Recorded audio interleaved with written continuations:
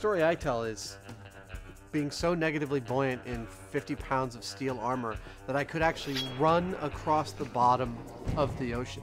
I was like on a sandy bottom with about 150 feet visibility, and I literally was able to like run at a light jog waving this broadsword around it.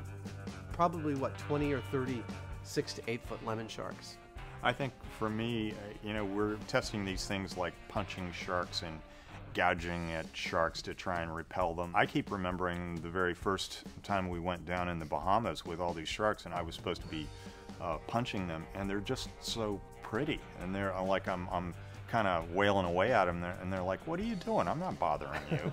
And to see these big creatures come right with their eyes right in your face and kind of checking you out, going past you, and there's, the lighting is kind of underlit and off the white sand and the blue water. They're really beautiful creatures. It was absolutely a treat to be under the water. I mean, we were under the water for between 2 and 3 hours every single day down in the Bahamas, and some of the most fun I've ever had on the show.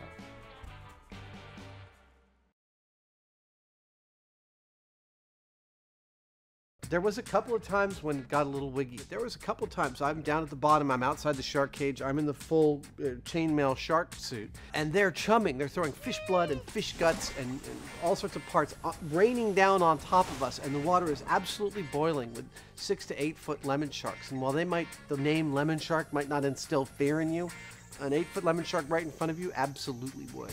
We were also at a location called Tiger Beach, and this is supposedly because tiger sharks are there, and they were there. Unfortunately, they were a little skittish or shy, and so we didn't get as much of a chance to interact with them as we wanted. But it was weird seeing these creatures. Like we've been around reef sharks, we've been around, nurse sharks and blue tips and all these other kinds of sharks. But seeing that tiger shark and a good sized one come in. They're kind of they're kind of looking at you a little different. It's sort of hard to describe, but this was a creature that, if it wanted to, could just like turn on you and do anything. It just was like, uh-oh. So, and we're kind of familiar with that uh-oh feeling, and I think we both felt that when these things would come by.